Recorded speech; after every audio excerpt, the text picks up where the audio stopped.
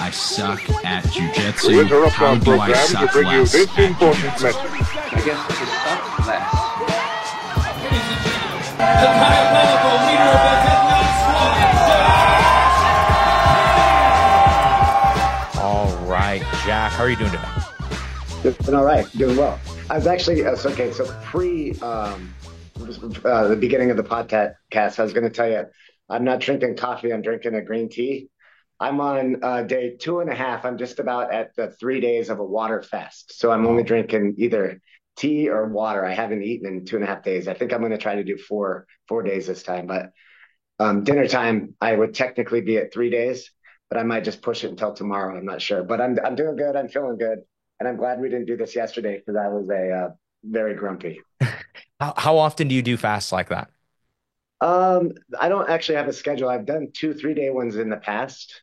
And so I guess maybe once every 6 months, I guess it probably averaged out to be, but I don't have like a schedule or a plan. I just felt like I just been eating a lot and like getting kind of gluttonous. So I'm like, all right, it's time for a reset.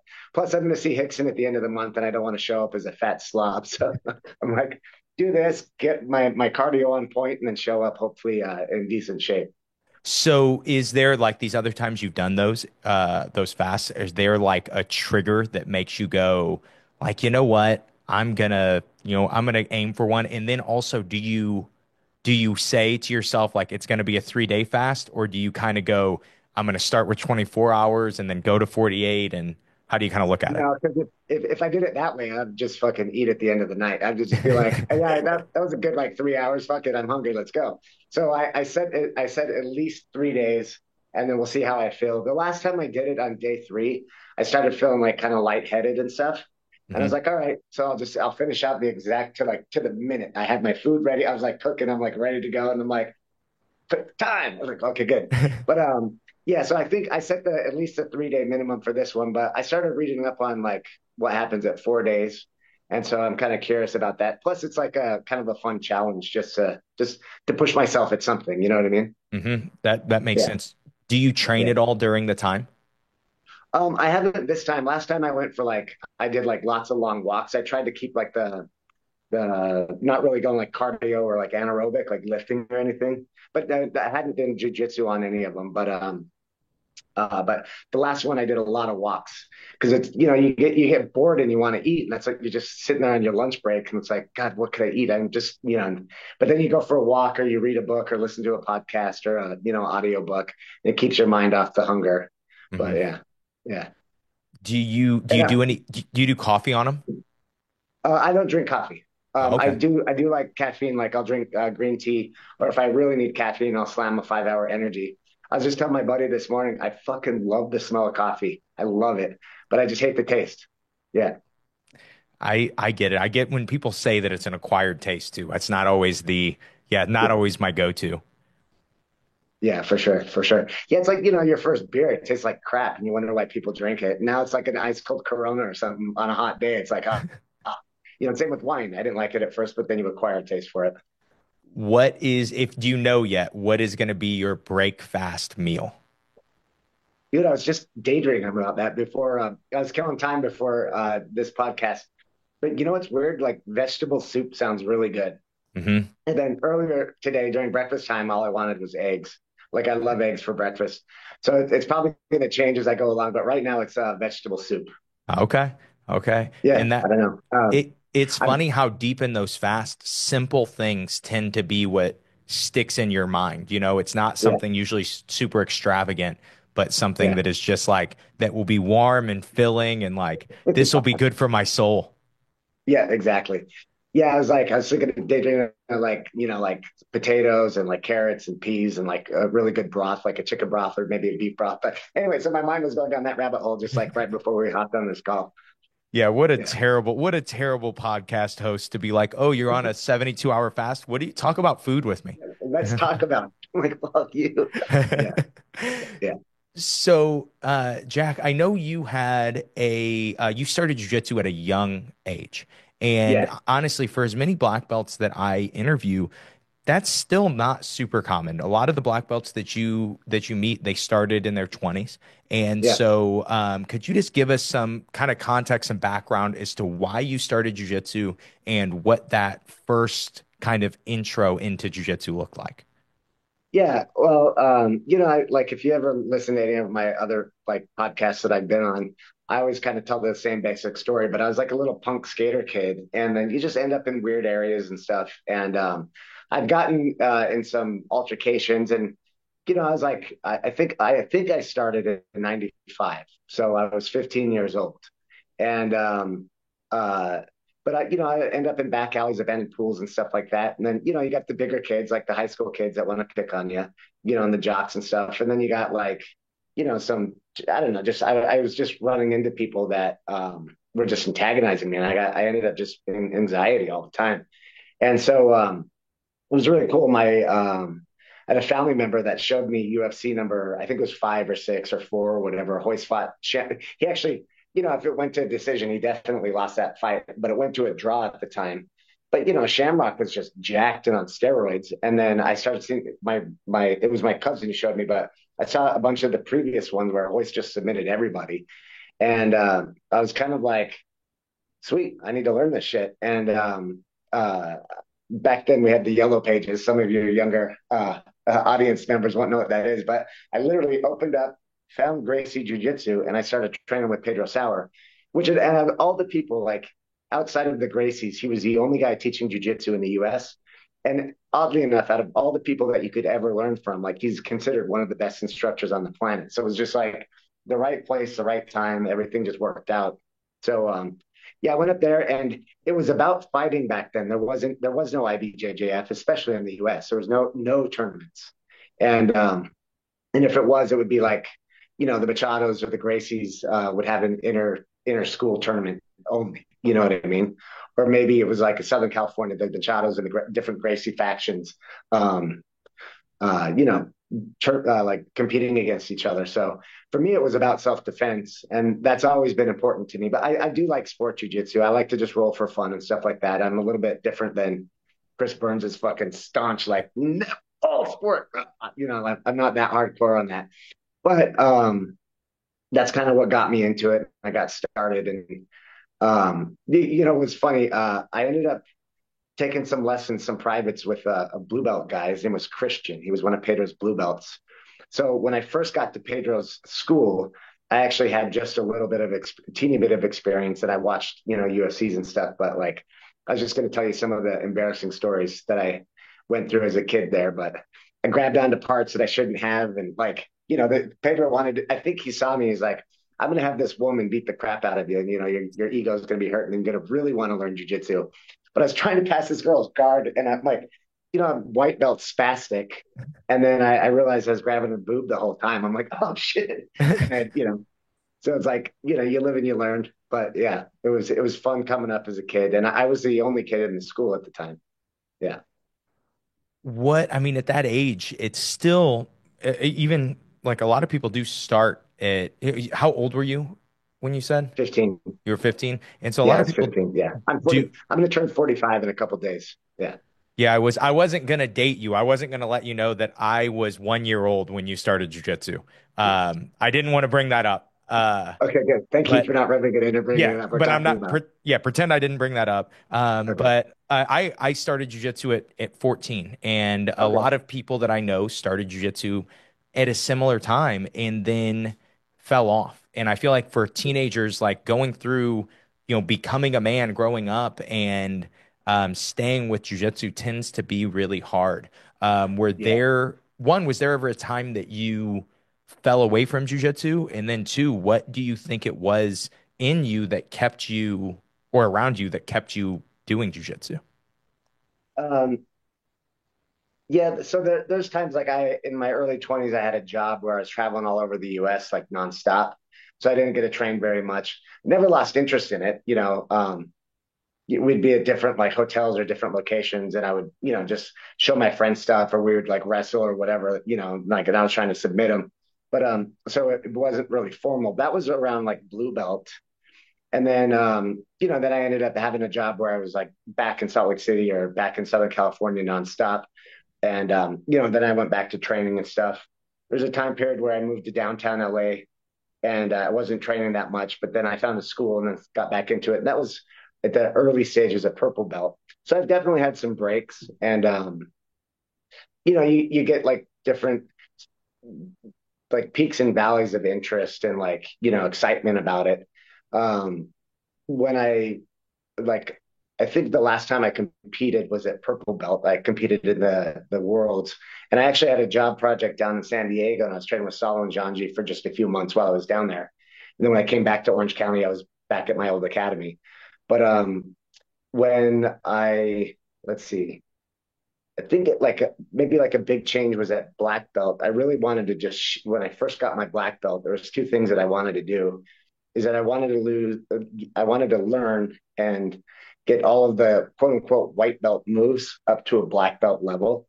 Mhm. So it was kind of cool. I started over in that sense, and it was kind of exciting and reinvigorating because I was like, cool, let me just like master all these things instead of like Hodger Gracie and like Hickson, and there's some people that are out there that are just known for fundamentals and they pull it off at the highest level. So that was kind of like a new excitement.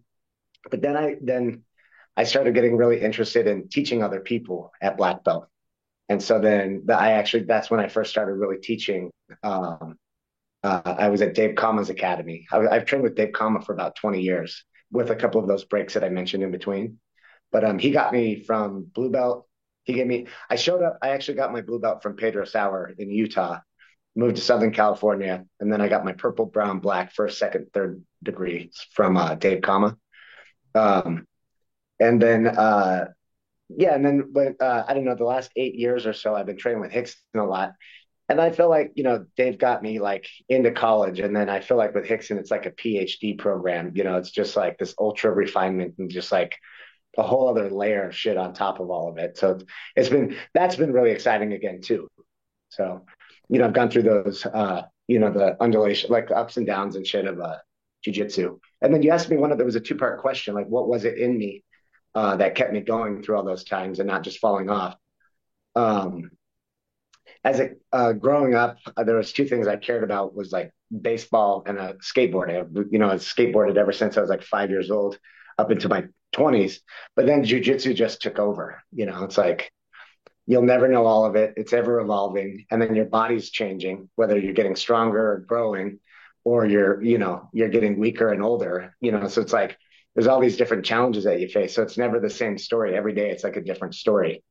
Not to mention the whole game and landscape of jujitsu evolves. So it's like there's always new shit. So that's really interesting to me because you brought up something that I feel like I've heard different people talk about. I've even kind of done this same thing in my jujitsu, but I wonder, and I'm sure you have a perspective on it, but what is it that makes fundamental, like the very basic core parts of jujitsu for someone coming up and starting and going through the belts almost boring and mundane, but it's so common that you hear these black belts want to then go on a quest as a black belt and say, I want to, I love how you put it, get to black belt in these white belt moves. What is it that you think causes that? Because I've heard this story, I've Again and experienced again. this story, but I don't really understand why we have to get to black belt to decide to focus on those things. Yeah, I don't know. Like purple belt's like a really fun belt because it's like um, you're in the big boy league. You know what I mean? And you're dangerous to anyone. And Mhm. like you're dangerous to black belts. Like if you sleep on a purple belt, you can get in like some real trouble. So purple belt's fun because you're good, but like brown belt, it's like now you're in the fucking the big league. So you get this like I don't know, that's just an example. You get this like it's kind of like a fun belt to be at because you don't have the responsibility of technically being like the upper belts, and you get to play, and then it's like this whole landscape of stuff is out there, and you get to just like discover new stuff. And really, at purple belt, it's to me, that's kind of where you really start developing your game. You know what I mean? At blue belt, you're just kind of just doing what you're told, and then you start master that, and you get into purple belt, and you're setting up combos, and you get in your systems and you know what you're good at and things like that. And so it's just kind of like a fun thing. So it's like the world's your oyster, and you like maybe you want to you start seeing some guy that you want to emulate, or you like that guy, or he's like the current champion or whatever. And so I'm gonna go try that. Like I'm gonna experiment with that. And then, but at brown belt, I feel like you're kind of like set in your like in your ways, and you're trying to get experience. You know, like they say, at purple belt, you pretty much know as much as a black belt. Brown belt, I feel like you have your game cemented and stuff like that. And I really feel like the difference between brown belt and black belt is experience. Like you know when to push, you know when to relax, you know exactly. You work on your strategies, and then at black belt, you're just like a really seasoned brown belt. That's my opinion. Hmm. And but at that point in time, you kind of like you have your game and all that stuff, but the basics are what everything else sits on. So if you get really good at the basics, it just makes your life so much easier. Um, like you know, with Hickson guys, we do posture in the guard, and most schools that I've ever seen, I've been around a lot. I've taught all over the world. Um, Most people just say like, don't look at them, and that's all they have for posture. And then Hickson, he does posture completely different. But when you nail that, it just takes away the complexity of all the other shit. And it's like, fuck, why wasn't I doing this the last 15 years? You know what I mean? And so when you start figuring that out for each position, it just makes your life easier. And so I feel like maybe that's one reason why some people are like, I want to just go back to basics and like just do that. And I'm sure other people, like I actually have a friend up in Canada. He just told me the other day, he goes, I can't do gi anymore because his hands are all busted up. And he's like, I guess his gi game is very like grip oriented. And he's like, I'm doing the Danaher shit and doing no gi. Like that's all I'm doing. And so he's like, my body feels better. I'm like, yeah, well, just don't tear an ACL. But other than that, he's like, he's real happy. But so now he's back into play mode, and I think he's a third degree black belt, but he's kind of going back into like the fun mode. So I think you just go through these different evolutions. But one thing with Hickson, and if you watch Chris, I know Chris Burns is blowing up right now. Um, but if you watch him and listen to him, he talks about weight distribution and connection and stuff like that. But every position has that, and so like just dialing that in is like that's like it's not really new and exciting. I've been doing it my whole jujitsu career because I only came up under Hickson guys. But uh, just getting that dialed in and teaching people, it's like that whole like everyone says mind blown. Hmm. So that's been fun to share that with people and then just dial it in like at a really high level at what I'm working on now. So it's real fun. Do you find yourself still getting better at jujitsu? Yeah, the last podcast I did, I'm like, dude, this Jack, even though I'm like, I don't have yeah, I used to do half marathons and I was doing yoga and I was lifting and training like a maniac. But this Jack would beat the fuck out of the younger Jack. Yeah, so I'm definitely getting better for sure. Yeah. That is, I mean, that's something that really interests me so much about the Hickson Gracie style, the weight Mhm. distribution connection, because that Yeah. is something that seems to be true from everybody that I hear that is doing that. It's like, yeah, there doesn't seem to be an end to how good you get, Yeah. and if like you're a competitor, it's very common that, if you're in the gi, everybody tries to do what Tynan Dalpra does, but they just don't do a good job of it. If you're doing nogi, everybody tries to do what Gordon Ryan does, but they just don't do a good job of it. And getting jujitsu down to those core principles is seems to just be so valuable. Yeah, for sure. I did a private with well, I was up at Hickson's house with a friend, and he's a lot lighter than me. It was I had told this story once before. Bring him up there. He's like a game black belt. He's about my age or whatever, but I got some size on him. And Hickson's like, "You guys need to warm up." And I look at him. I'm like, "No, we're good. I mean, for a private." And he goes, "Okay, you guys are going to work on passing each other's guard." And I was like, "Oh," we looked at each other like this is going to escalate. And so, especially because you were right in front of Hickson, you know what I mean? So it's like you want to like put on your best performance.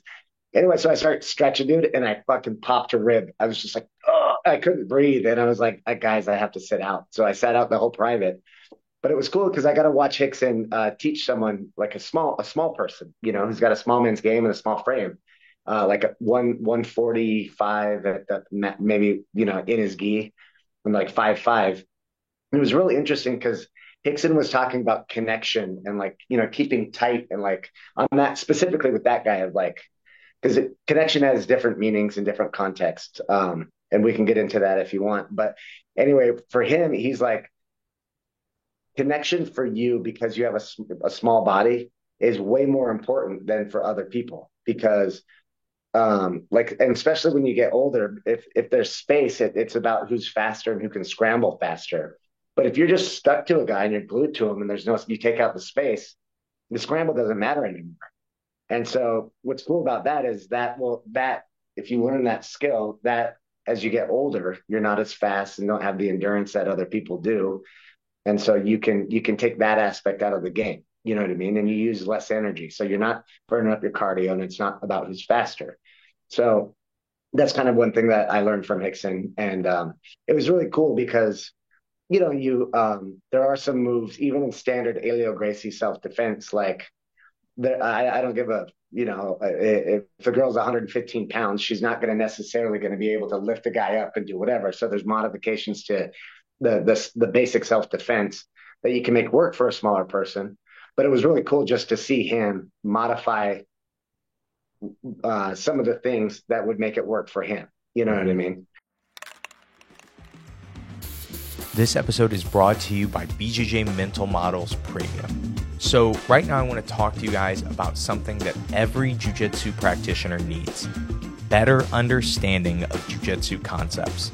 That is why I am pumped to remind you guys that BJJ Mental Models is still offering their premium course, Jiu-Jitsu for Imbeciles by Rob Bernacki, for free to I Suck at Jiu-Jitsu show listeners. This is not just any course.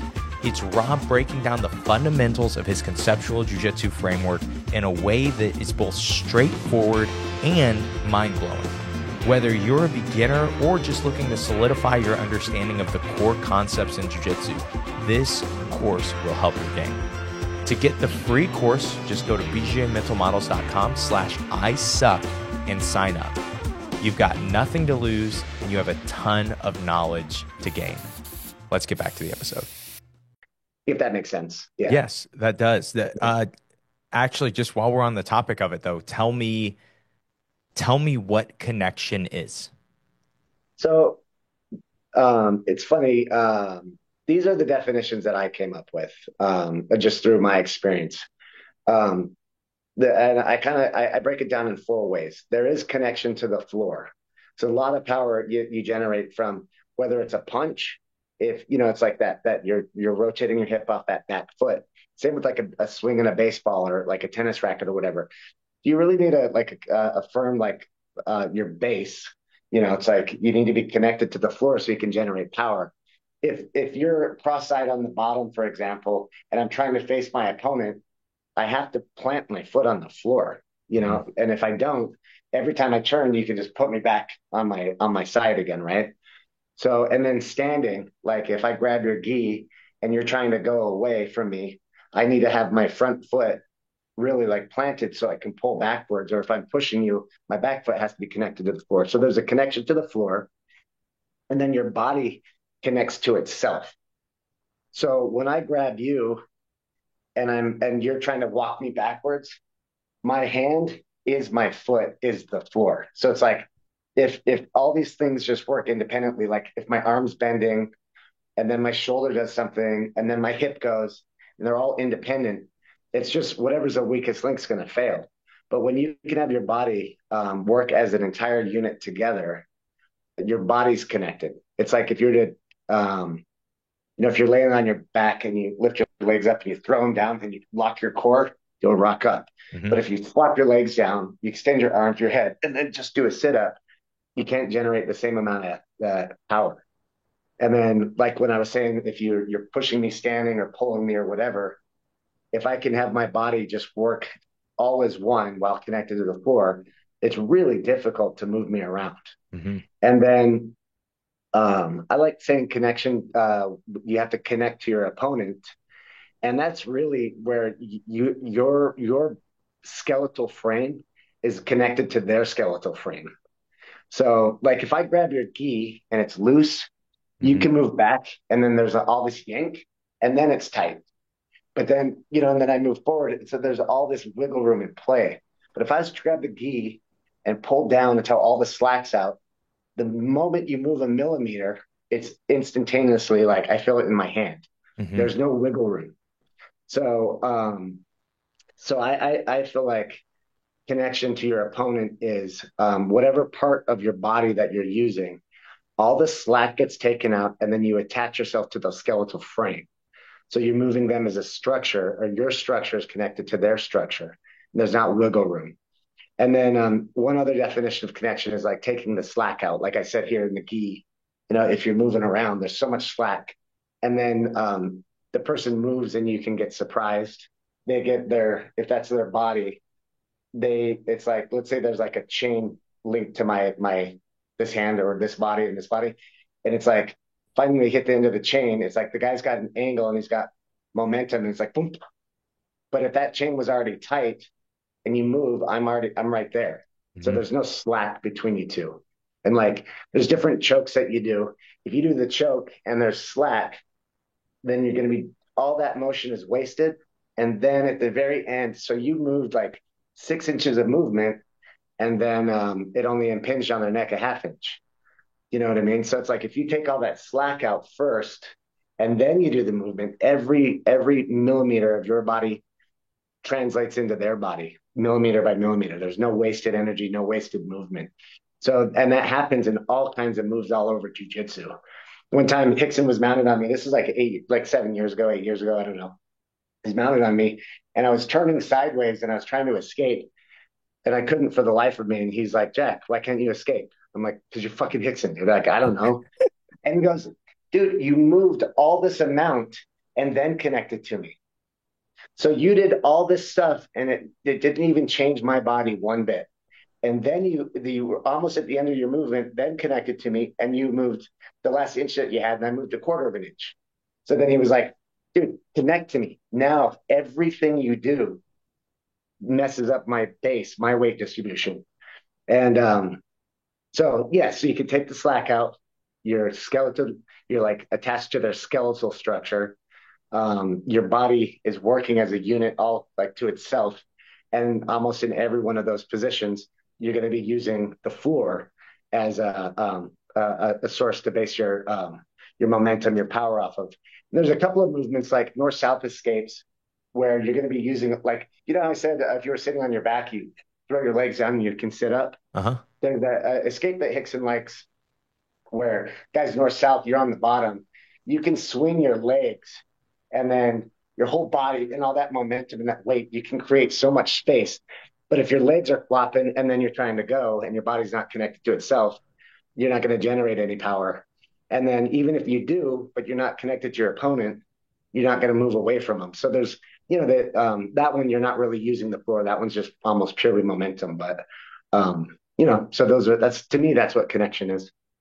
Man, that's interesting. Do you feel like, because, and maybe I just was not exposed to these things until I was a black belt, but Mhm. once I was a black belt and started to hear about these ideas of the types of connection and really try to, understand the connection is not just me grabbing somebody's gi, but understanding what that is. That idea was so exciting because it could be so explored. And this is kind of Yeah. back to a question that I'd asked you earlier, but do you think that new people have enough context to get excited about these ideas? I think most people don't. I mean, if you could, I think it maybe would. Sorry, I have like two thoughts about it. Hmm. I think if you as an instructor can present it in a way and show the importance of it, like Chris is doing a really good job of that right now. And people are like, half the internet's like, likes to just talk shit, and that's all they do on the internet anyway. You know what I mean? Yeah. But there's a lot of excitement. People are like, fuck, I never really even realized that was a possibility. So Hmm. there, but it's funny too because when you're new and young, it's like the flashy shit is exciting, and it's like you see a flying armbar and you're like, I want to do that, and so I think if it's presented in the right context, it could be exciting. Or if your instructor has a good way to communicate the importance of it, like, oh, I really okay, this is what I need to learn. Okay, good. But that being said, you know, when you're new to the art, you it's hard for you to evaluate importances because you don't Yeah. know. Like the instructor might say, like, you know, like I like to tie my belt like this, and you think that's as important as, you know, bass. You know, it's Yeah. like you don't know because he's the guy, he's the man, he said this, and I have to hang on to every word. So it's difficult to evaluate what's important, what's not. So if you have an instructor, like when you have experience, then you can go like, fuck, if I had I only known that back then, you know, that's that. And you know what? On to like Hickson and how he teaches is he actually stresses the importance. So he'll have someone go, okay, like do an arm bar, make an arm bar from the guard. And then it's like a 5-step process. And then he'll let him get the full arm bar locked up. And then he'll stack them and, you know, get his arm free. He goes, okay, so that on that last part, you know, I was able to stack. So, okay, that's one escape. And then do it again. And let's say you have 4 steps to get into the arm bar. And then he'll shut that one down. He'll shut that one down, that one down, that one down.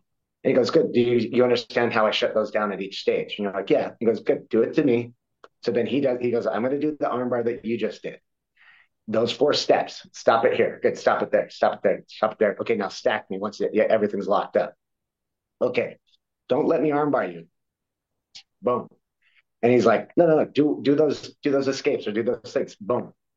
And then he goes, that's why I do it this way, is because I don't fall into those pitfalls. I'm not saying there's no way out, but I eliminated those things. So then, and because of that, as an instructor, doing that to the student goes, oh, because I was watching Marcelo Garcia, he did that. Keenan does this. Gordon Ryan does that. And then you don't know which one's which. Yeah. And but so he explains why he does it, which I think is sometimes instructors are just like, dude, shut the fuck up. I'm the black belt, you're the white belt. Just do what I say. Hmm. You know, you don't know enough. And it's really funny. A few years back, before COVID, I started taking shooting lessons, right? And these guys are all the instructors at this school are retired special forces, like Rangers, like they're just like the top guys, right? Uh-huh. And I'm all excited. I'm a fucking white belt, and I'm like, I get my gun, and I buy a new Glock and all this shit, and I'm like, this is awesome, dude. Guess what I do? I go home and I start watching YouTube videos, and I come back the next day. I'm like, yeah, but I was watching this guy, and then he was like, and I was like, I'm a fucking white belt. I'm why. So yeah, dude, I literally started doing like everything that irritates the fuck out of you about a new student, about Uh-huh. like, questioning you in class and just not doing the drill. And like, I saw this video and like everything you're not supposed to do, I started doing.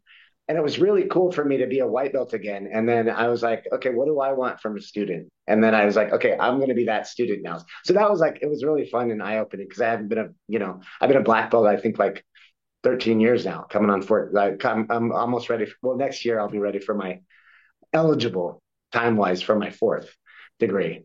But so it's like just going back into something brand new as a white belt it was really fun. Yeah. That's Also really kind of embarrassing. You know what I mean? Yeah. That's really funny. So on that note though, what were some things besides just going to YouTube that you didn't do, or what was kind of your, I mean, I know it's impossible to say what would it be like if you relearned jujitsu, but trying to use those kind of jujitsu learning models that you've created over the years of teaching different people, what were some things when you approached shooting that you tried to do to be a better white belt? Um, so one is just repetition, honestly, just saying like, like basically because dude, I'm gonna flash you here, but like just doing this, ripping up your shirt and grabbing the gun, and just again and again and again and again. And then what's funny is like there's an ideal way you would like to grab the gun, but so then just that and that and that, and the gun might be a millimeter over, or you know what I mean? Like you're walking around, whatever, you're sitting down, and like things can shift. So just being able to get right on that grip, boom, and then And if you don't pull your shirt up high enough, your thumb gets caught in it. You pull up and your gun's in your shirt. It's like as stupid as that seems, but I just did it like again and again and again, and then there and then there, and then getting on my they call it your sight picture and like. But anyway, just doing that again and again. I just watch TV with an empty gun, and I would just stand, whatever. I finished dinner, killing time before bed.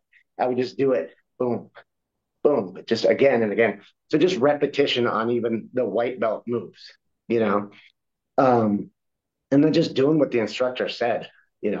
These guys have trained people for many, many years. So it's like just kind of trusting the process. And then I'd watch videos, but I would never like not do what the instructor said while drilling.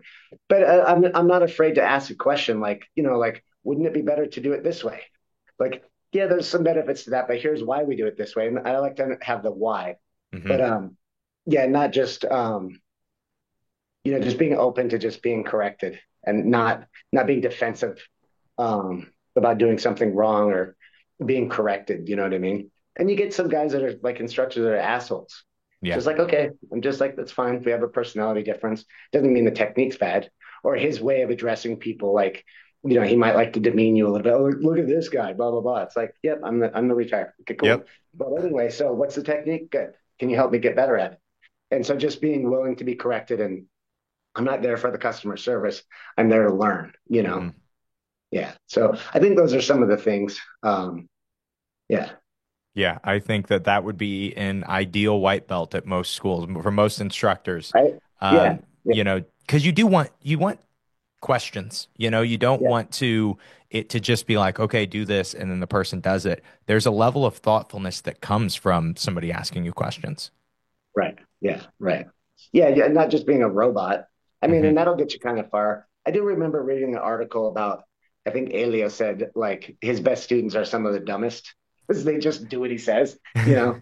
But I don't necessarily totally agree with that. I'm on the same page with you as like, you want to have understanding. You want to think for yourself, and I say this a lot, but the first thing you have to do is duplicate something. So if like in communication, for example, if I'm trying to convey this idea to you and I say apple and you're like, yeah, yeah, fruit, I get it. You didn't actually duplicate what I said. So in Hmm. jujitsu, what this translates is like do this and this. And you're like, well, yeah, I see a lot of people do that. So sometimes I could put my leg here. Sometimes, it's like, no, no, no, duplicate what I'm doing or duplicate get this thought there, the same that I have it here. Hmm. Duplicate it like a fucking fax machine or in your head. Once you can duplicate it, after that, then you can understand it. So understanding doesn't come first. You have to get the concept. And then once you have that concept, then you can understand it. You know what I mean? And then after your understanding, then after that, you can develop judgment. And like the guy's got the arms a little bit there, but I think I can make it. It's like, the guy's a fucking T-Rex. I'm not gonna go for that on him. Or his neck is this big. I'm like, I don't even think my arms. I can't triangle them. So then you get judgment, and then that's when the higher level of learning happens. But if you never question anything and you don't get to the actual understanding part, you'll never develop the judgment. You know. So That yeah. makes really good sense, and I think that it's easy to want to understand, to want to put your own spin on it before you do just duplicate it. That makes Right. really good sense. Yeah. Yeah, and like you would love to end up with the judgment, but if you do the judgment before you can even do the fucking move, it's you're like trying to use judgment while you don't even understand what the instructor's doing. It's like it's just backwards. So you gotta get what they're doing, then get it to the point I understand it. Oh, that's why this is tight. Okay, that's what he means by this. Got it. And then it's like someone's got long arms or a long neck, they're a giraffe or whatever. It's like cool, let's do chokes all day, or let's go armbar city. Mhm. Yeah. By the way, that was one of my favorite Chris videos. Chris Burns, he did that video Armbar City. I don't know if you saw it. It was I like a don't think I little. saw that. It's pretty fucking funny. But he's for every position. He's like Armbar City, and they're playing take Paradise City from Guns N' Roses in the background. He's like Armbar City, Armbar City. Yeah, it's pretty funny.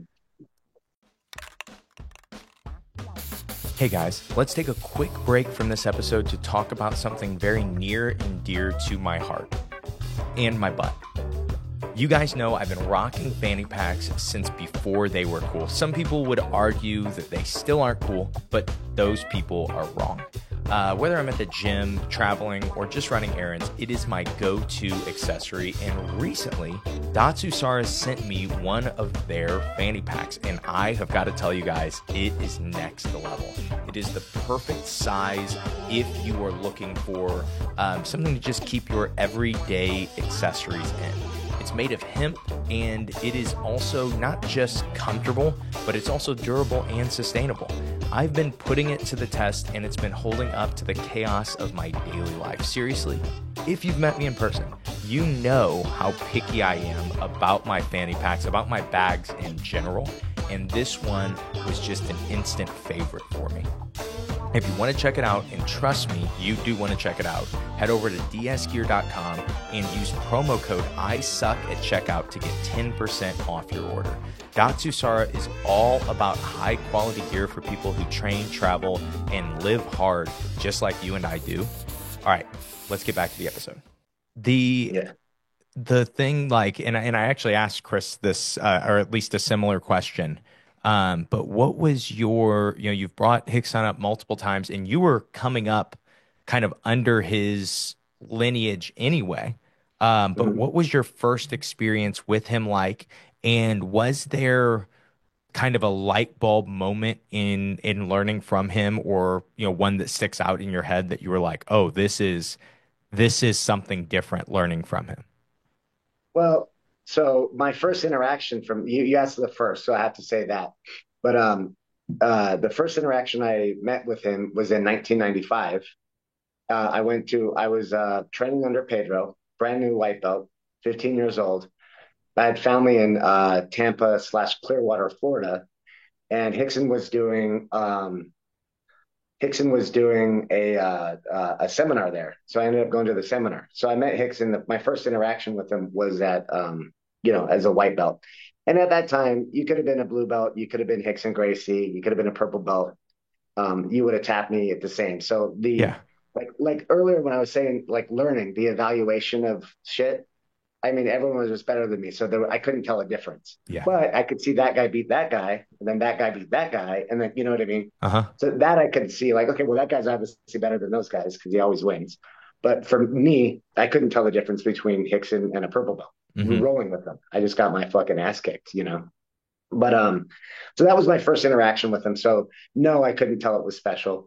The only reason that I knew it was special is because Pedro told me he was special, and that was it. It was like, oh, well, I believe you, and you can kick my ass. So cool, like, But in the early 2000s, so leaving Pedro, I moved to California, ended up getting married, and I was training under David Kama.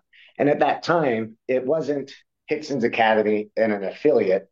It was Rickson Gracie, Orange County. So Rickson used to go to Orange County and he would teach. And he would go surf down there and he'd also teach. So Dave lived in Orange County and then Rickson lived in LA. So there was Rickson Gracie, LA, and there was Rickson Gracie, Orange County. And when Dave got his black belt, Rickson just said, this is your school, but it's still Rickson Gracie, Orange County. But we used to go up like almost every Saturday and just go and train with Rickson. This is before like Rickson passed. And we would go up there and I'd roll on Saturdays. So I take classes. Like even today, I remember the lessons that he taught. My rear naked choke, I learned as a blue belt from Rickson. Perfect ever since. And I even asked him, I don't know, like 6-7 years ago, I'm like, can you just double check it, bro? And he's like, yeah, you have all three pressures. It's good. So I was like, sweet. But so I learned from the get-go some importances. And, he always stressed the weight distribution and the connection and stuff like that. And then, he kind of disappeared for a while. And over the years, there was a guy named Mario who was the head instructor up there. Henry Akins was for a while, a guy named Shane. My guy that I trained with for 20 years, his brother was a Rickson black belt. Mauricio Costa was a teacher there for a while. So, but my whole circle is just Rickson guys. So that's what I knew. And then, I don't know, when Gracie Barra first came to the US, they opened a school not far from where Dave was. I mean, it wasn't like, super close, but it was like, like 5-10 minute drive. and we'd go in and pop in and train with them. Dave called Hickson was like, "Yo, do you mind if we train at Baja?" I was like, "Go for it." And that was back then. That was before the IBJJF and all that stuff. And then that was like a different. There was a lot of just a shitload of sports stuff, and it was just different. It Hmm. was like the gi, wrap the gi into a somersault this way, and it was a lot more sporty and competition oriented. But it was good for me to get exposed to that. But uh, but I stuck with the Hickson style. It was just real basic, real fundamental, and it's not super gi oriented. So I like it. Yeah.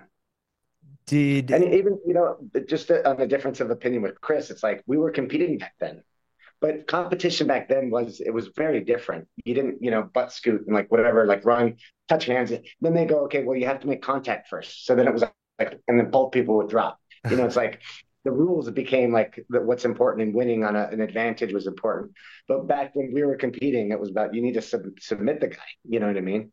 And so it was just a different mindset. Now that's the like the modern competition.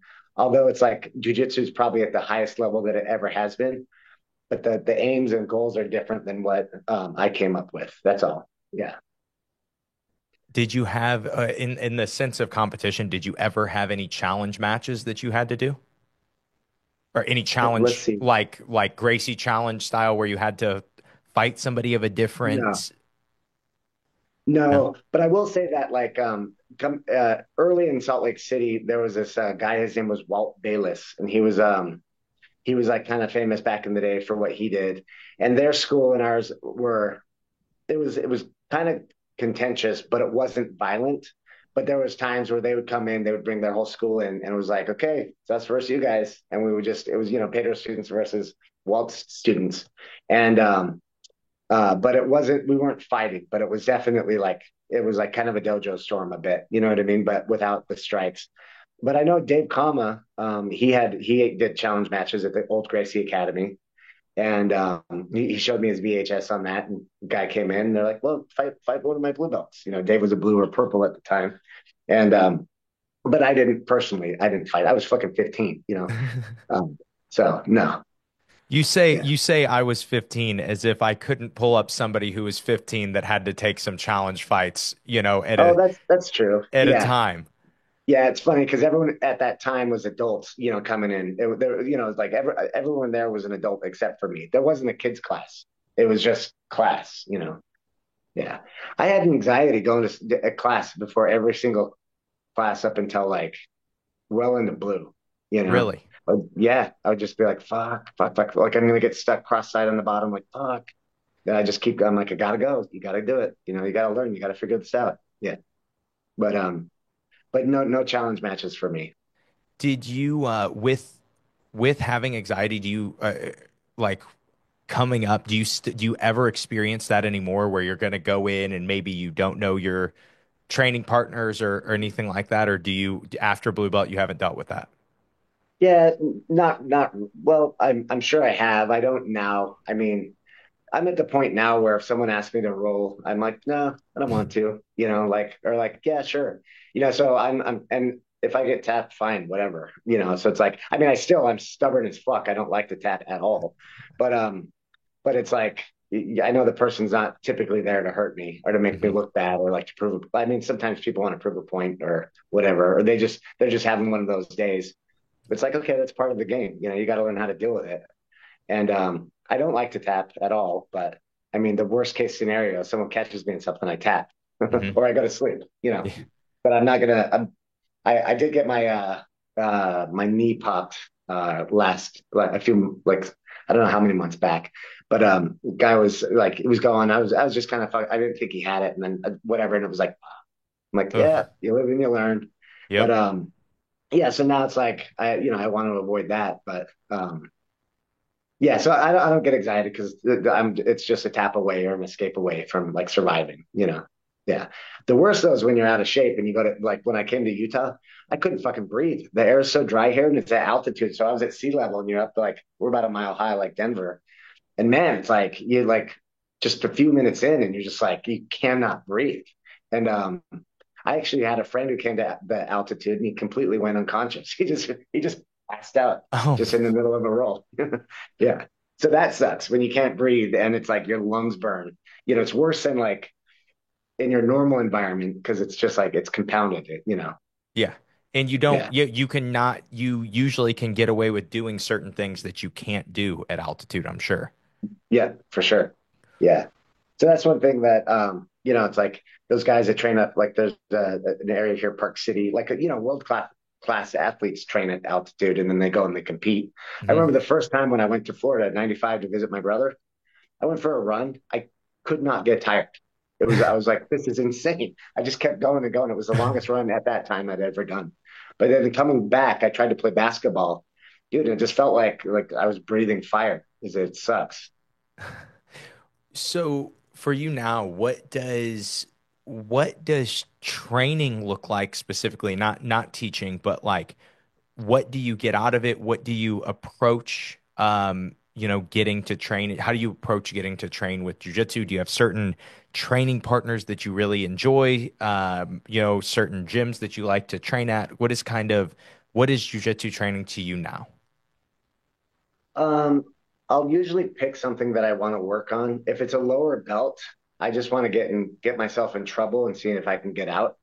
So it's like how deep do I let him fully lock on the choke and then work out? And then if I tap, I have to tap. You know what I mean? So a lot of times with lower belts, that'll what I'll work on, and it's good for them too because I always tell them, as a black belt, let's say I'm rolling with the blue belt, they know their arm bar this and that, and I just confidently look at them and I just grab their anything, and they're like, oh fuck, and they stop. So I'm like, look, because they don't know what I'm going to do. Maybe it's a new sweep or a new setup that they've never seen before.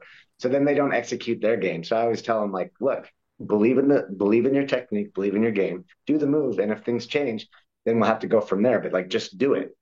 So I'll give them the cue for the armbar, and I'll get in it, and I'll have my like Hickson just recently. I mean, I learned it years ago, but he recently showed it again to our crew. But you're in the guard, and your arm is fully locked.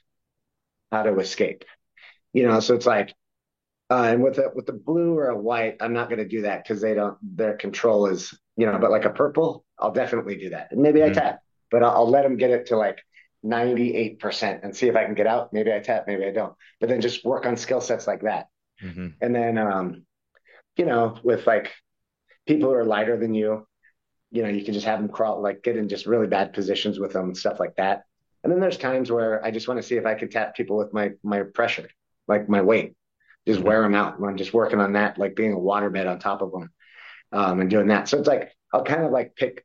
Sometimes it's with the person, or sometimes it's with the on the day. But I'll just kind of pick something that I want to work on, and then do that.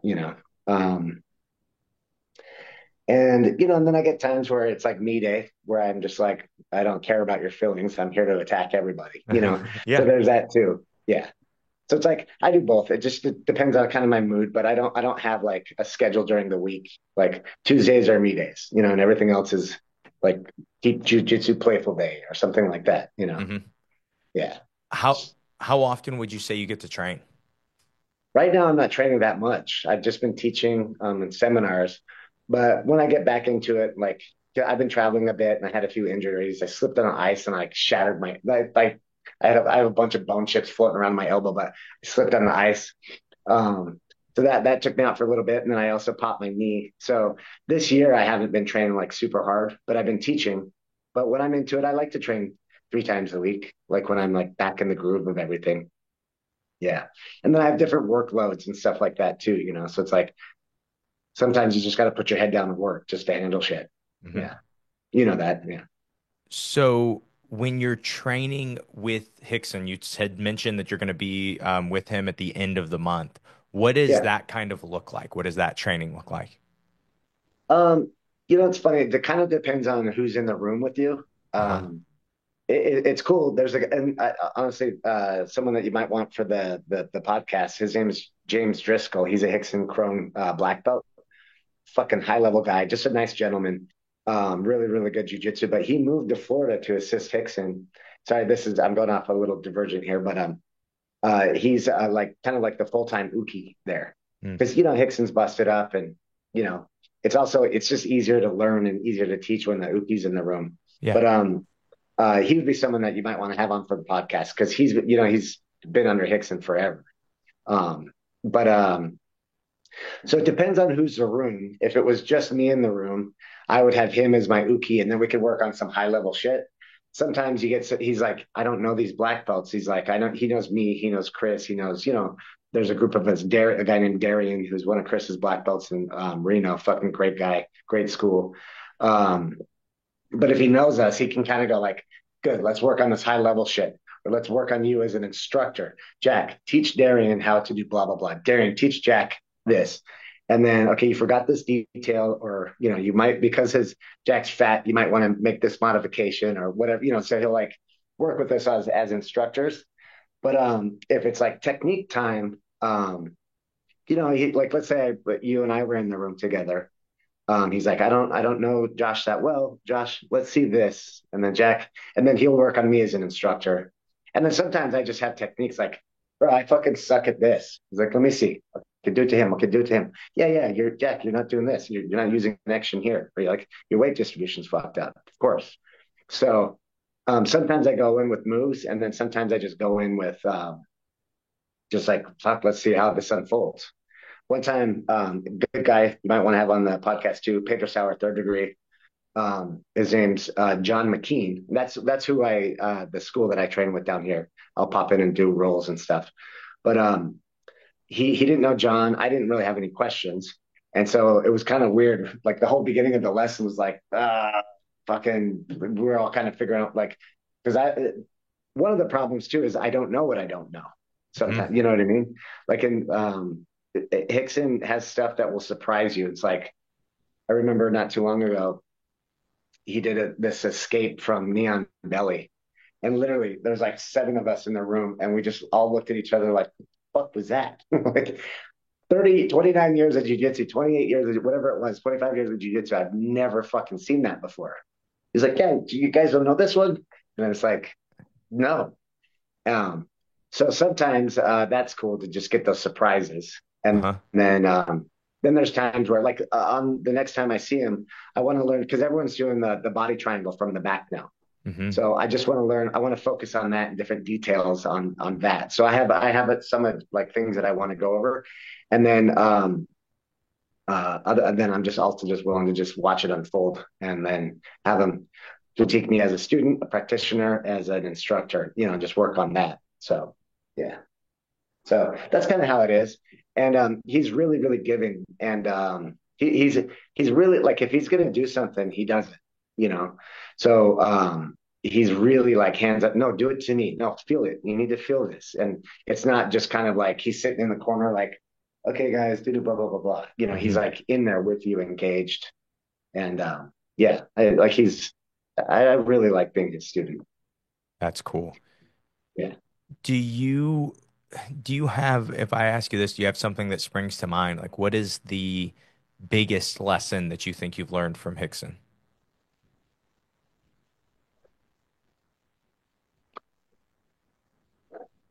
Um, I would say the importance of connection. It just makes everything, and I hate to say that because it's like I wish you and I were like in the same room together because then I could like just show you the things. Yes. And it just makes your life so much easier when you can find connection in these different areas.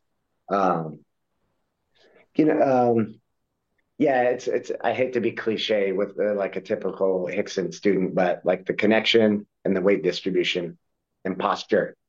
And when you understand that, you then can see if I fuck up his weight distribution, he's messed up. Or if I can break his keep his like fuck up his posture, I have an edge. Or like so that like or if I can take away his connection, then you know what I mean? So it's like you can now reverse engineer things. So just those three concepts. I hate it sounds cliche, but like I wish I could show you, you know what I Hmm. mean?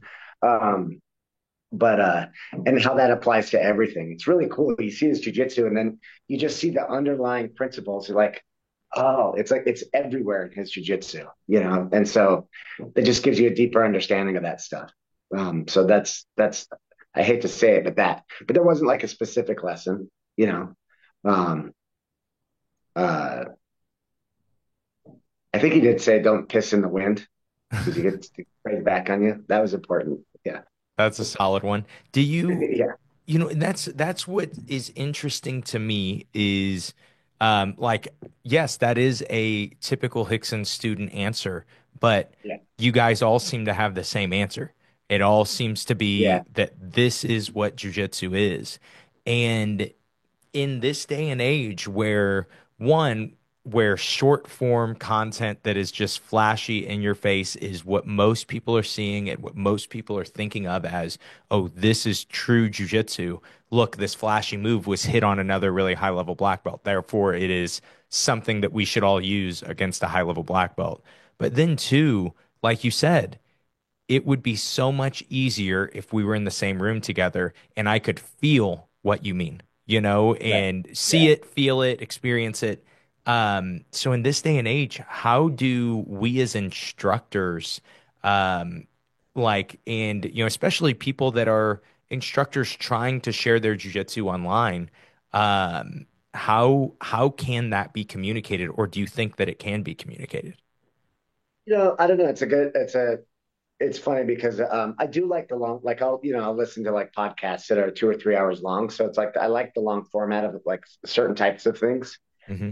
That being said, sometimes I don't want to watch a TV show or I don't want to watch a movie. I just want to I don't do a TikTok, but like I like YouTube Shorts. And it's like it's new and variety, every different thing. You don't know what you're going to get. And it's like, oh, like, cool. Oh, what's that? Okay. And, it just feeds the fast paced culture that we have. But that being said, I do think there is a long form, there's a place for that long form format and instructionals and stuff. But I don't know, maybe what Chris is doing, showing that principle in an interesting way, and then it's like, come look at the long version of this, or like get more information about that or that. So I think spark their interest with something short, catch their attention, get them to bite, and then it's like at fucking Costco. It's like, hey, do you want to try this? No, I'm not. What fuck? I mean, it's free. Dude, those fish sticks are awesome. Those are okay. Fuck, let's go. You know what I mean? So like getting a little bit of interest, and then then getting the real interest and the commitment to the concept. So I think that might be a way to do it. Also, just not just having boring, like there's some instructors out there, without mentioning any names, they go on and on and on and on. It's just like dude, it's like get to the fucking point. You know what I mean? Hmm. So I don't know, just communicate in a way that's interesting. There was something else I was gonna say. Oh, I don't know why I thought of this, but do you know Budo videos, Budo Dave, Budo Jake? Yep. So I'm good friends with like those guys. I've known them since blue belt, so I've known them for a really long time. Um, and I did videos with Budo videos. My sister, she'd since passed, but I did videos. I did a little GoFundMe to raise money for my nephew. So it's like BJJ versus cancer, or if you Google my name, I did a 5-part series. But you like I don't know, you just pick one thing and you get into enough detail, but it's just 5 minutes, but where you can really communicate that concept, and then you get it, and it's like cool. So next week we're gonna cover blah. So I ended up doing like 5 videos, but I feel like that was like it wasn't long form and it wasn't exactly just like a flashy clip, but something kind of like in the middle. I think might work for at least online stuff. But then you still got to get into the academy. You have to drill it on a body. You got to do that stuff. So there's no replacing the academy, um, which like even the Gracie boys, Henna and Hiran, they were giving out those online belts, and then pretty much the higher ups are like, no, you got to get in the fucking academy. You better roll because you're not a fucking blue belt if you learned it just online with the practice dummy. Like no, Hmm. but so there's no replacing actual training. But I think medium, so like getting their interest and then going to long format, or getting their interest and just like enough detail on that one thing, and then get them just to go practice it. Yeah, That makes watch sense. you can watch jujitsu videos all day. Yeah. All day. Yeah, and then walk away and not being able to do any of them. So you got to go train one of them. You know what I mean? Yeah. Yeah. This episode is brought to you by Kicksite.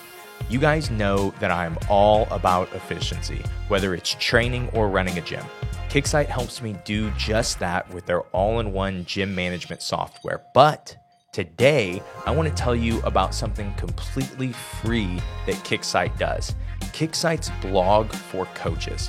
They've got some of the best articles out there, including topics on student retention, Cyber Monday deals, and even how to create engaging content for your social media audience. It's packed with practical tips that help you build your community and keep your students coming back. I've personally found some great insights that I've even applied at my gym, Head Nod HQ. So if you're looking for free resources to help your gym thrive, head over to kicksite.net/blog and check it out. Seriously, whether you are a coach or a gym owner, it is worth your time. Let's get back to the episode. Yeah. And that makes perfect sense. So just a little bit of change of pace. Something in listening to you on other podcasts is you really seem to like kind of life lessons through jujitsu. And so if speaking of content creation, if we were going to make you create a course called Life Lessons of Jujitsu, what would be top 3 most valuable life lessons that you learned from jujitsu? Situational awareness. One of the last altercations I got into, this guy was watching UFC. I'm just walking out. I was there alone, just walking back to my car. It was at a bar, but they always show it for free. I think it was like a $5 cover or something. This guy was just riled up, and I don't know why. Maybe it was because I was wearing glasses. He wanted to pick on me. Like, dude, I don't want it. And I fucking slipped on the curb. I didn't realize there was a curb behind me. He was coming up on me. What the motherfucker? And I was like, dude, listen. And I'm whatever. And I didn't realize the curb was there.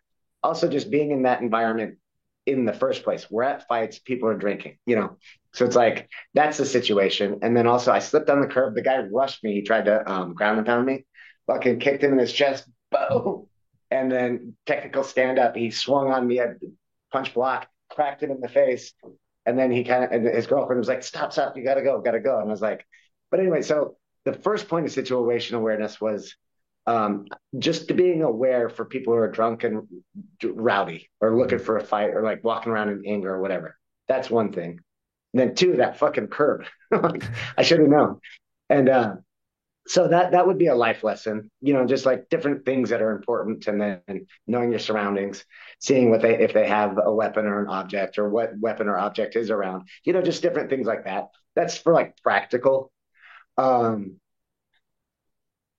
I got really fired up and really, really angry with someone and started going like just verbal, like, and then I was like, you know what? I told him, it was a jujitsu person as well. And I was like, you know what?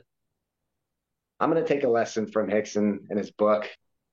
I need some time. I'm just going to breathe. I'm going to chill out. And then maybe we talk in like a week or 2 when I calm the fuck down. And he was like, yeah, I think it's a good idea, man. And then it's like, all right, cool. No hard feelings. Just let me calm down. I'm just a little like, irritated right now. And then like yesterday, day 2 of this water fast, I was fucking irritated. So I just was like, all right, I got to, create distance, control the distance, control the damage. So that goes for your like personal life as well. I was just in a bad mood. So I'm like, I'm just going to keep my distance from people because my fuse is like this big right now. I was just like angry, had a headache, my stomach's going, couldn't like, just like, and to compensate for that, I had a lot of caffeine yesterday. So that's just like a recipe for disaster. Jack, because I'm fucking energetic enough, dude. And then I'm higher energy. Get me caffeinated and then starve me. And now say something stupid. Watch what happens. So it's like, so that's who controls the distance, controls the damage, whether you're close enough to get hurt in a fight, or you keep enough distance not to get hurt, or you keep your distance not to hurt someone, whether it's verbal, emotionally, or physically. So that would be a life lesson, I guess. And then maybe I was going to say pace yourself, but I don't know if that would be the top 3. Well, actually, how about this? Pick and choose your battles. So it's like, do you go for an all-out pass right now to get the advantage, or do you wait it out and let them burn themselves out? You know what I mean? So it's like you got to pick and choose what's important. Like if let's say you're married, like I was married, so maybe I should have learned this lesson earlier in my life. But you pick it. Is this argument? Is this point? Is it worth fucking fighting for, making a stink about? or can I let it slide? So it's like, okay, he's got the sleeve. Do I really need to break it right now? No. Let's burn out his grip. Keep a little tension on it, make him just burn out his grips, and then I can, move forward. Or it's like the guy's, squeezing super hard on a headlock. It's like it's gonna get tired eventually. One of my a match that I had, it was really funny. The coach was screaming at this kid. I was in kind of, they call it like I think they call it combat base. I was inside his kind of open guard with one knee in the middle, right? Uh-huh. Keeping my balance, keeping whatever. And dude, this kid is just pulling, and then maybe he was known for being strong in the gym. I don't know, but his coach is like, use your straight," and I was like, "Please, dude." And then, dude, the second I saw him huffing and puffing, pass, and then I got my 2 points, and then I just squeezed. And then Dave Coleman taught me this. He's like, you can let a guy almost get out, and then he sees the light at the end of the tunnel, and he just goes for it, and then you take it from him, and then you give it back to him, and then you take it from him, and then you do that 2 or 3 times, and the guy's just dead. So in life, you can pick and choose your battles. You can.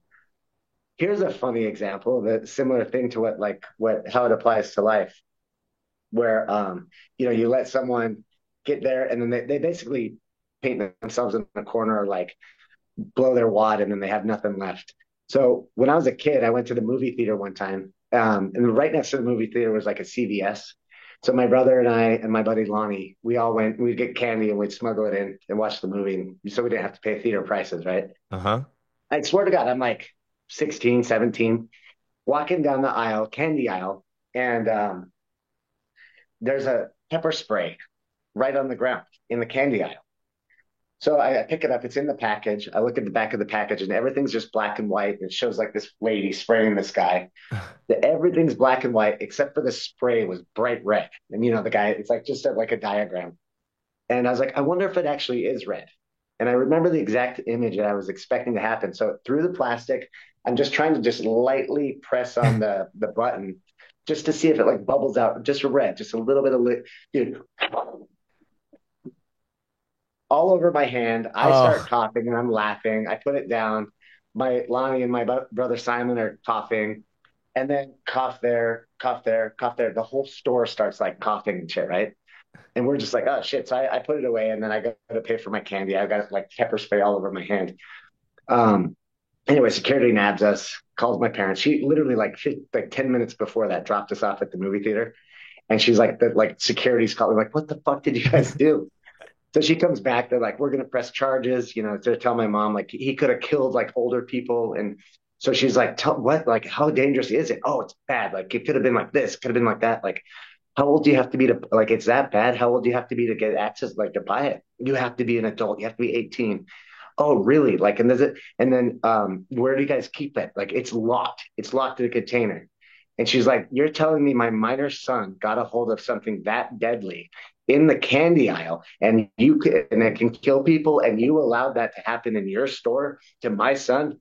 And they were like, you're free to go. You go ahead. So, that would be like a life lesson. Like you just let them go, and then wear themselves out. And it's like you have all the ammo you need to use against them. So that would be a life lesson of jujitsu or a jujitsu, the microcosm and the macrocosm. man, I like those. I really like those. Um, Yeah. yeah, those are all really good rules to live by. So do you, a lot of times, guys that have trained for a long period of time, you start to ask these questions about like, oh, you're aging, you're doing jujitsu as you're aging. But instead, I thought it might be fun to take a different approach with you. You started jujitsu at 15. And Yeah. so, what advice would you give to a kid now who's 15 that's starting jujitsu? Um, well, this is like the first thing that came to mind was don't invert, and like don't put your body in compromised positions.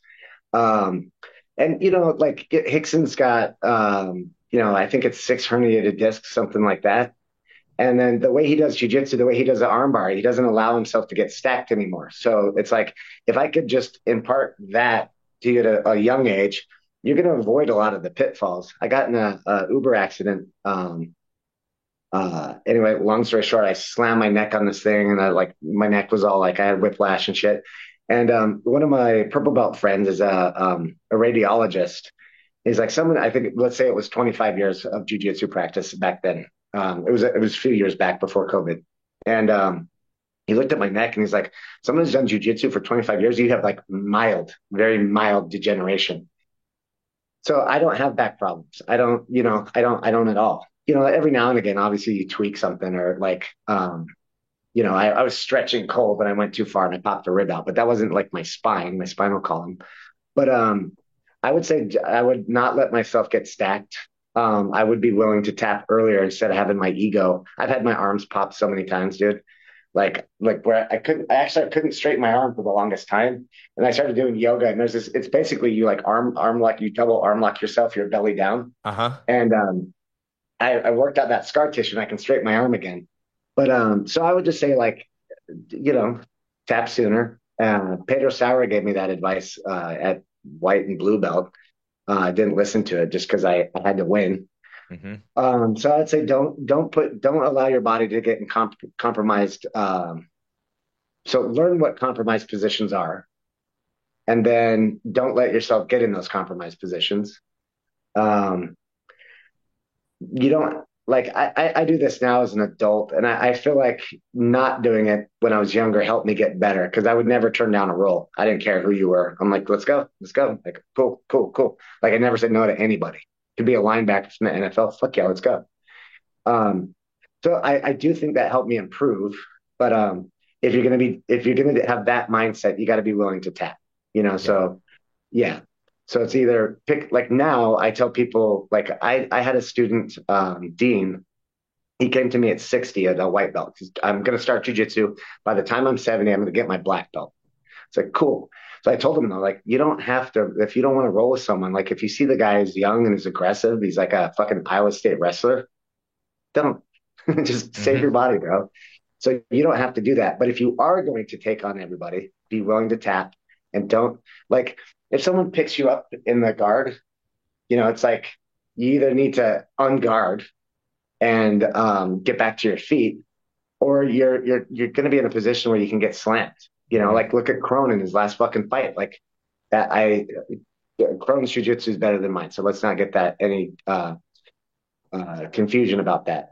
But that was just a fucking horrible strategy, and he actually put himself in the worst fucking position. You know what I mean? Hmm. It's like don't do that. So even if you have friends, it's like just avoid the thing in the first place. You know what I mean? Like, oh, he would never do that. And then next thing you know, he does it or he slips. It's like Hmm. that shit happens like that all the time. So I think that would be it. And then I would also say just don't worry about all the new flashy shit. Get your basics in. So it makes the rest of your journey going to be easier. And I just didn't know. Like it was kind of funny because just going back to the evaluation of importances, you don't know what's important. So listen to your coach of like understand the importance, like the real basic things that he considers important because he's been doing it 10 plus years. So, he might have figured some shit out. So just find out what's important first. Don't put your body in a compromised position and then just, tap or, pick and choose who you roll with. Yeah. Yeah. You know, it's always hard though because you have one of my favorite sayings is oftentimes your greatest strength is your greatest weakness.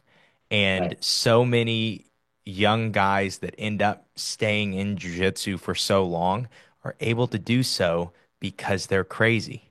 And then they end up, that same crazy, they get put in an armbar, that same crazy is still in their head. How Yeah. do you how do you combat that? Dude, well, I mean, the best school is the school of hard knocks. You know what I mean? So it's like you're gonna fucking learn your lesson one way or the other. So it's like, um, yeah, because I said so. I was rolling at blue belt. I was rolling with a friend on carpet with directly on concrete. Put him in an armbar. He starts to pick me up, and I was gonna grab his leg, and I'm like, "We're friends. There's no way he's gonna slam me."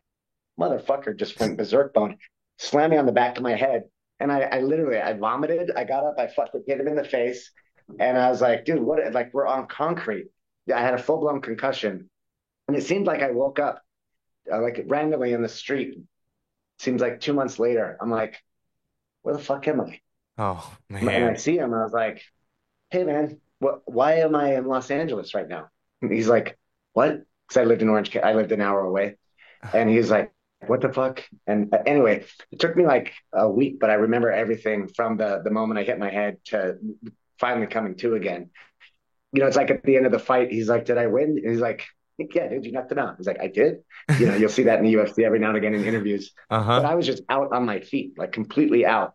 But so what was your question again? Here we go about I forgot your question. So it was Just how do you deal with oh that voice oh in your head basically that tells you to well not tap? so you could have it beaten into you like I did.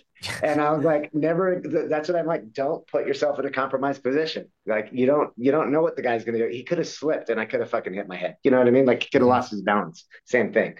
So I should have let go of the armbar, or prevented him from standing in the first place. So you either school of hard knocks, or you just got to be humble enough.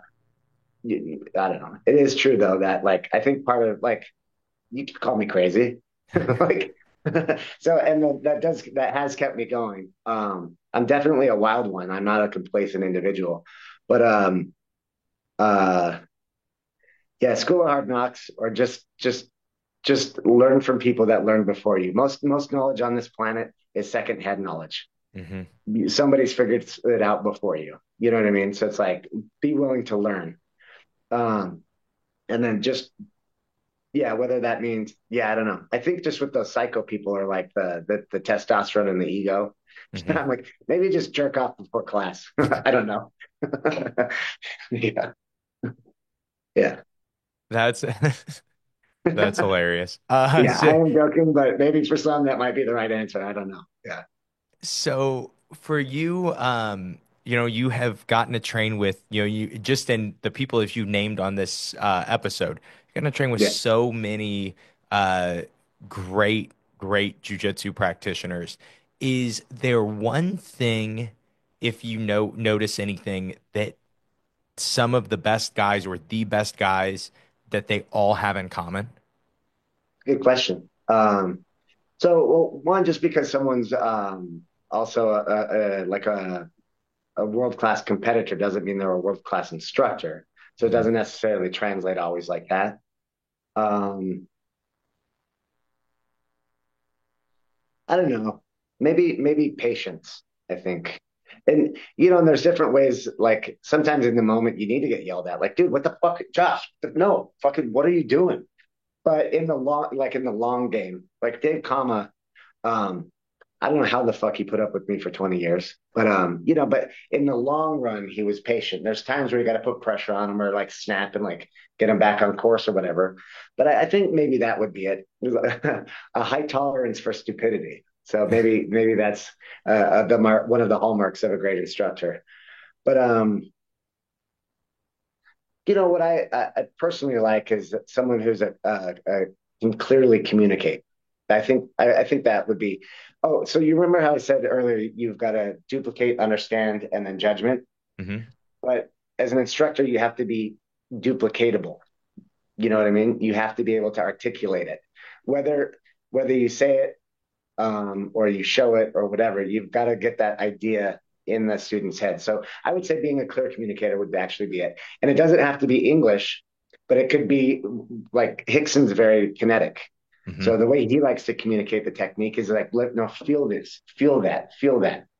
If it was on a video or in a seminar, you can't do that because nobody else can feel.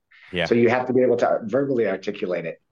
And it's funny. I had this student Tom. He's a salesman for IBM, like global, like a high level sales guy, analytical, what have you.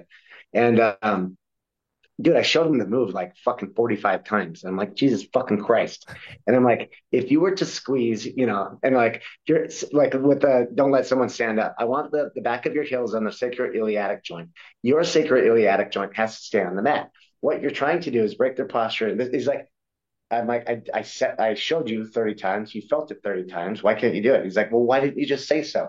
Like, honestly, if he would have just read it on a piece of paper, he would have probably, oh, that's what I do. Okay, boom. And then just do it perfectly.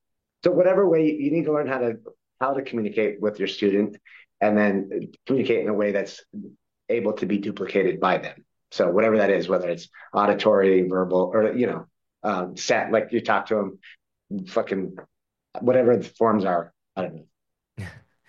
Let them see it, let them feel it, hear it, watch it, all that stuff. Yeah, Hmm. yeah. So, we're getting pretty deep in the interview, so I always like to Okay, finish with one yeah, question. sure. And I've kind of honestly, I've even asked you some forms of this question already, I feel like, but I think, Okay, I don't know, I think you'll find a different answer for us. But okay. what is the best or some of the best jujitsu advice you've ever gotten? And if you want to even go further on it, you could even give me what is some of the best life applicable jujitsu advice that you've ever gotten? Yeah. Well, life applicable is like you don't have to engage. So, but it's like I'm at the I'm going to go back to the kind of the first part of the question later. I don't have an answer for it yet, but like just life. Well, when you say life jujitsu, I'm thinking of fighting right now because that's what jujitsu is for me. It's self defense. But it's like some guy. It's funny. I've got plenty of gay friends. I'm not gay.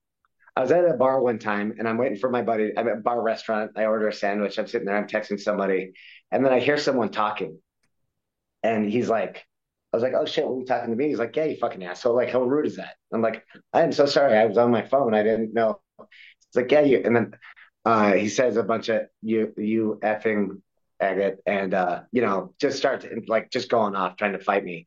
And I just go like, how did you know I was gay? And he was like, what? No, you're a fucking fat, whatever. He's like, well, shut up, you fucking fat. But he just kept going on it. I was like, he's like, I'm gonna fucking kick your ass. And I'm like, you're gonna commit a hate crime?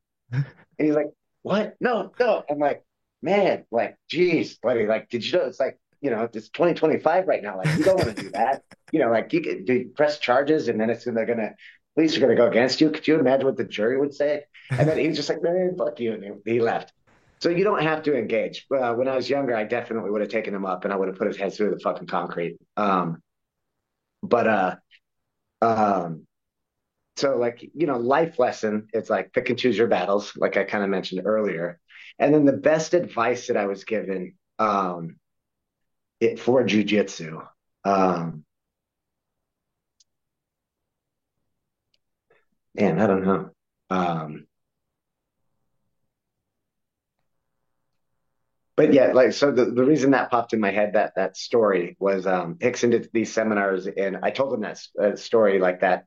And then he was teaching a seminar and he was like, you don't want to get involved in the United States legal situation. And he's like, if you do, don't lose a fight and get out of there. Like just don't get involved in this situation. So that was honestly a good advice.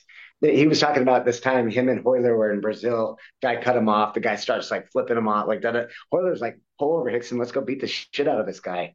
And Nixon's like, man, for all we know, he just walked in on his wife cheating on him. Like, do we really need to go hurt this guy over something that we didn't even have a car accident? Do we really need to get into it? Um, so that's not that. I mean, it's kind of the anti jujitsu because we're supposed to connect, engage, and all that stuff. But um, oh, we were at the seminar and it was funny. He's like Jack, you did that the other day. And I was like, yeah, that's right. And it's funny. Eric Paulson came up to me afterwards. He's like, I need to know the story. So I told him the story. It was pretty funny. But God, what would be the best advice? I don't know.